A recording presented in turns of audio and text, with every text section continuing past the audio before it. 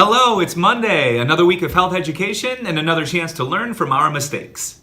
If you've been following me for a little while, then you know that I love storytelling. A perfectly placed story can really boost a lesson, whether it's an article review, whether it's a previous student's story, or whether it's a personal story right from the teacher. It's got to be done right, of course. It needs to be short enough, it needs to flow, and it needs to connect to the curricular objectives. That said, what happens in a listener's brain is that we mirror with our neurons what's going on in the story with the main character. Therefore, using story in health class is great because of our tough topics that come up and how that's going to be a natural way of learning without putting ourselves into potentially risky situations. Anyway, I have a couple favorite stories that I use, and I also try new ones all the time. Well, last week I used one that I use from time to time, and it kind of fell flat. I'm still going to use the story in the future. It's a great connection to drugs and drug misuse specifically in our unit of decision making, but it has me thinking about how I'm going to rehash that and my wording in that quick 2-minute story. So not a huge mistake from last week per se, but definitely one that has me rethinking things so that I can sharpen up my instruction going forward. I have a blog post about this topic that I'll link in the YouTube description. It's a real short read. Be sure to check that out right after watching.